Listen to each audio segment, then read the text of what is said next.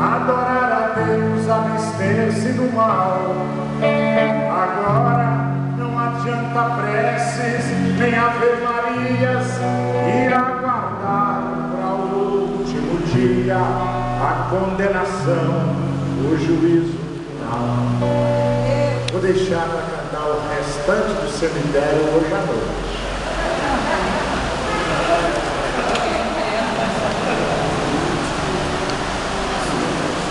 Irmãos, vamos abrir Provérbios 9. Provérbios 9. Depois dos Salmos, Provérbios. A poder de novo, Jesus Santo. Quem não tiver folha, quiser anotar, tem folha aqui na frente.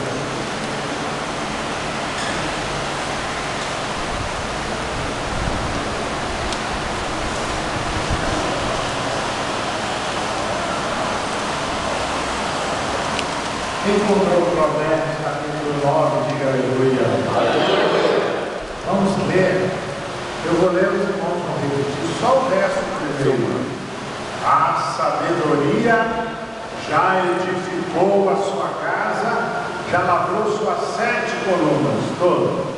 A sabedoria já edificou a sua casa, já lavrou as suas 7 colunas. E agora 1 Pedro capítulo 2, verso 4. 1 Pedro, antes de Apocalipse, lá no final da Bíblia. Glória a Deus. 1 Pedro capítulo 2. É das epístolas de João.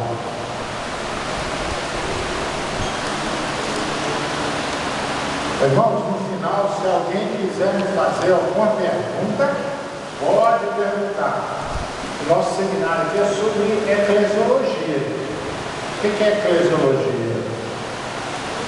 Logia é estudo, eclesiologia é estudo acerca da igreja, acerca da essência da igreja, da doutrina da igreja, do fundador da igreja, do cabeça da igreja, tudo que envolve a igreja do Senhor Jesus Cristo. Glória a Deus. 1 Pedro 2, quem comprou, diga amém? Amém. O verso de número 4 diz assim: e chegando-vos para ele,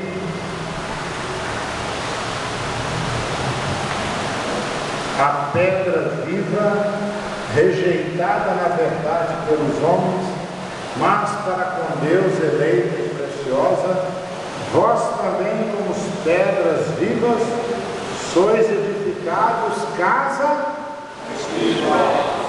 espiritual e sacerdócio santo, para oferecer de sacrifícios espirituais agradáveis a Deus por Jesus Cristo. Amém? Amém. Irmãos, olha, nós sabemos que Deus criou o homem à sua imagem, semelhança a Adão e Eva, mas Adão fracassou, pecou, desobedeceu, mas Deus não desistiu do homem. Deus levantou um povo, chamou Abraão, Isaac, Jacó, vieram Moisés, os profetas. Deus foi tentando resgatar o seu povo. Gálatas 4, de 1 a 4, fala que na plenitude dos tempos, ele mandou seu próprio filho Jesus, nascido de uma mulher. Jesus veio. E Jesus, em Mateus 16, ele prometeu, tudo que Jesus promete, ele prometeu. Estava ali em Cesareia de Filipe, ele chamou Simão, mudou o nome de Simão para, diga comigo em grego, Petros, diga em hebraico, Cefas. Então, Petros é pedra, pedra. Cefas também é pedra, mas é pedra pequena. Amém? E Jesus falou: tu és Pedro, e sobre esta pedra eu edificarei a minha igreja. Ele prometeu que ia edificar a igreja dele. Ele cumpriu ou não cumpriu? Em Atos capítulo 2, no dia de Pentecostes, o Espírito Santo veio, a igreja foi consolidada.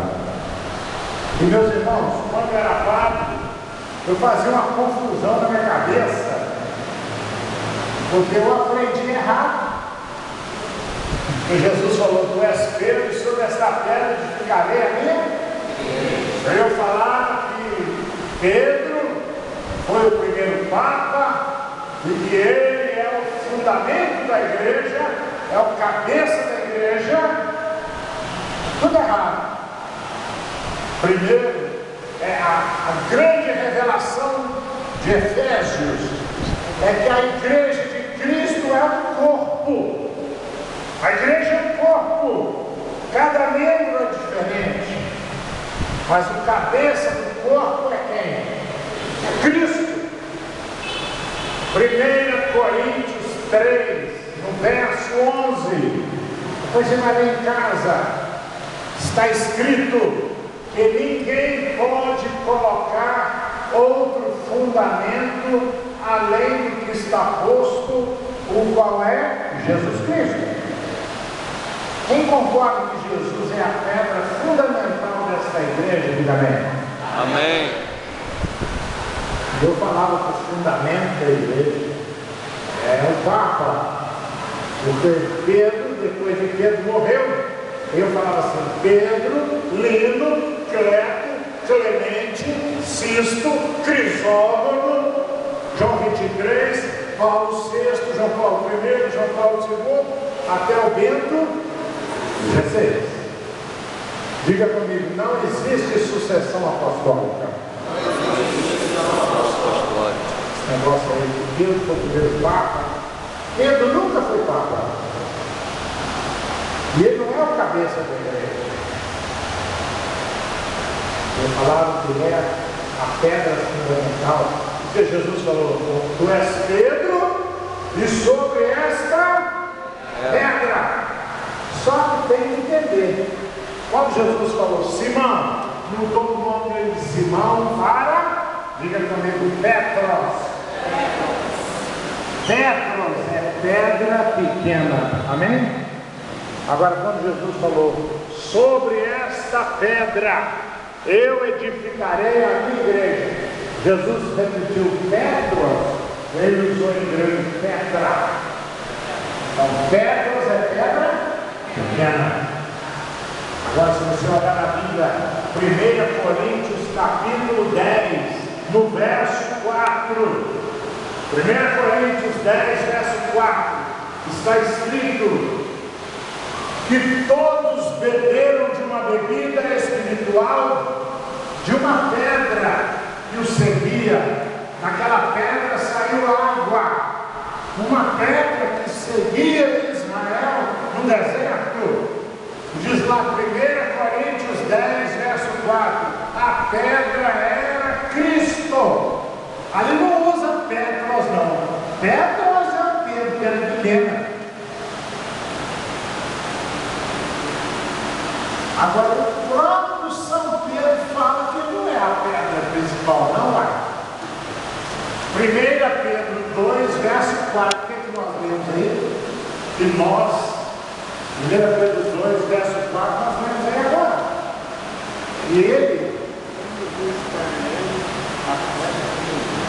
ele é a pedra rejeitada pelos homens, que se tornou a pedra principal, pedra de espinho, pedra fundamental. O próprio Pedro fala em 1 Pedro, capítulo 5, verso 1. Ele fala: gente, eu sou uma salvadeira de 1 Pedro. Então, ele no capítulo 5, verso 1.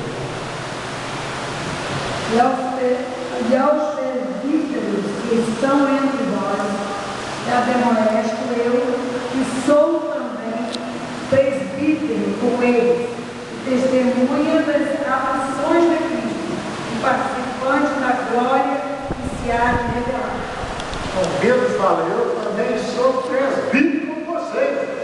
Pedro nunca foi papa. Papa veio depois.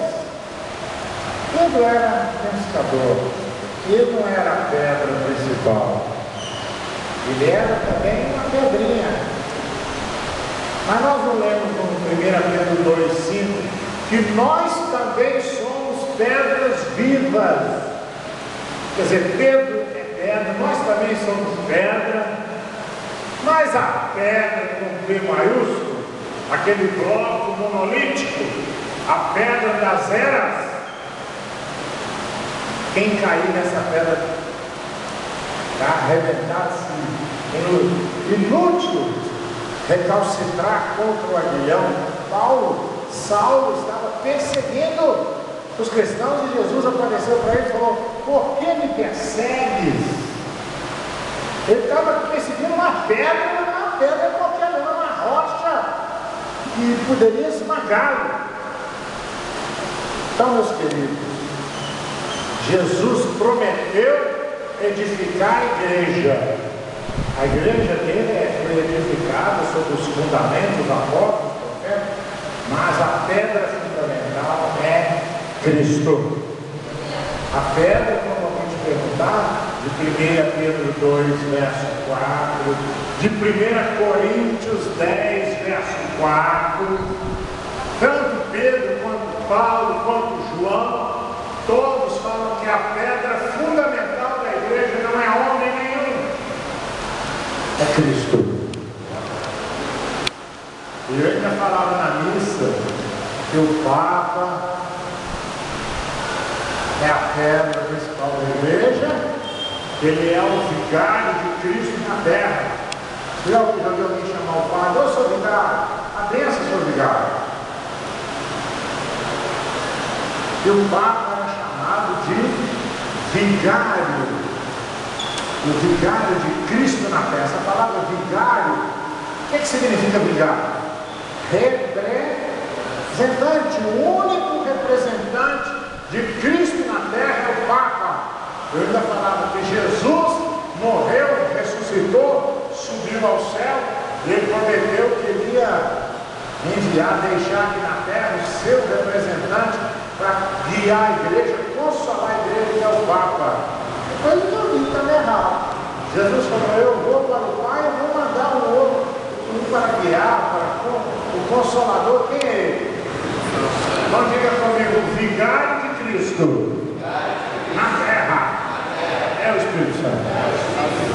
Então, irmãos, a primeira coisa que eu queria dizer sobre a natureza da igreja, que a igreja de Cristo, ela não é uma denominação batista, metodista, universal, amor e graça. A igreja do Senhor Jesus é o povo de Deus, lavado, remido no sangue de Jesus, batizado conforme manda as Escrituras, orienta a palavra de Deus, que segue as ordenanças de Cristo. Meus irmãos, só que a igreja que Jesus fundou, consolidou no dia de Pentecostes, essa igreja, ela começou lentamente ou ela explodiu em crescimento? Ela explodiu, ela cresceu para todo canto. No dia de Pentecostes havia gente de todas as partes do Império Romano em Jerusalém. A igreja espalhou-se para todo lado. Em Atos capítulo 2, verso 42 a 47, está escrito que a igreja, ela perseverava na doutrina dos apóstolos, na comunhão e no partir do pão. E não havia necessidades entre eles. As pessoas chegavam a falar: vejam como eles se amam. E meus irmãos, o pastor Luiz muitas vezes já teve confrontos com tipo de modos de igreja que pregava véus, cruzando, doutrinas. Às vezes a mulher não podia cortar o cabelo, tinha que usar uma saia. Eram doutrinas humanas. Houve doutrinas Irmãos, a igreja de Jesus era uma igreja maravilhosa.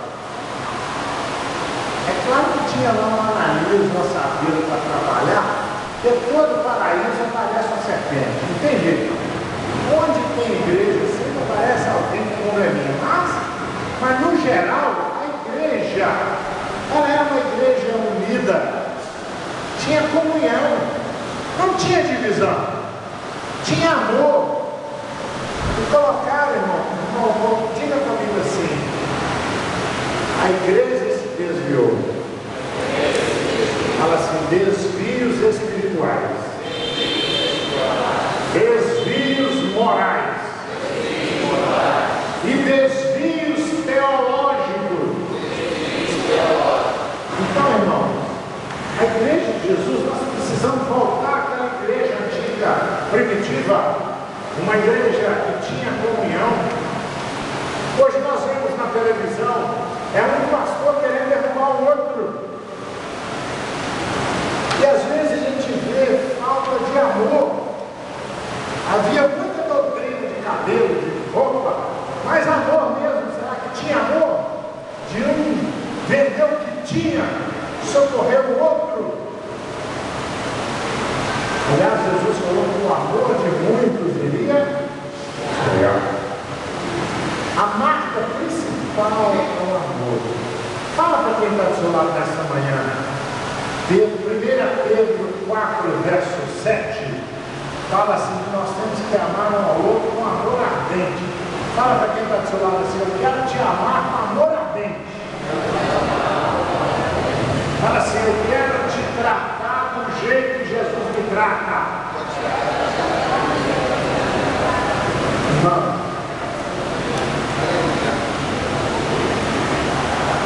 nós lemos Provérbios capítulo 9, verso 1, diz assim, repita comigo, a sabedoria já edificou sua casa, já lavrou suas 7 colunas. Então, se quiser anotar, você pode anotar quais são as 7 colunas da igreja. Porque nós estamos num seminário sobre igreja. Então agora esse assunto não é doutrina ainda não. É sobre a espiritualidade da igreja. Como é a igreja que Jesus quer encontrar quando ele vier no arrebatamento? Que igreja? Qual é a cara da igreja? Quais são as colunas da igreja? Que a casa, no Novo Testamento, a teologia da palavra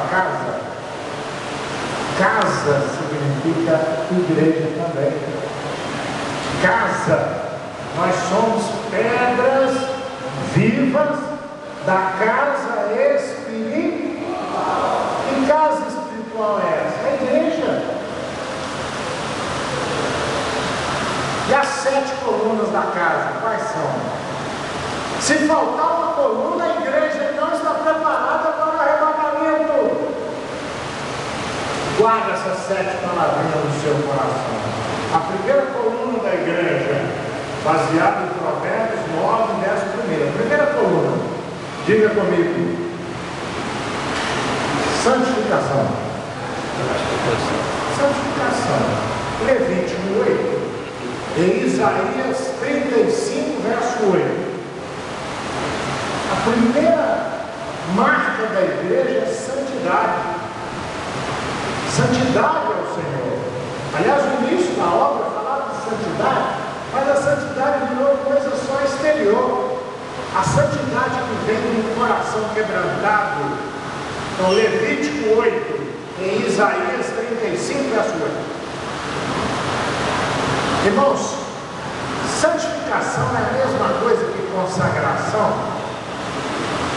Consagração é um ato, santificação é um processo. Levítico 8, Deus mandou consagrar Arão os filhos dele.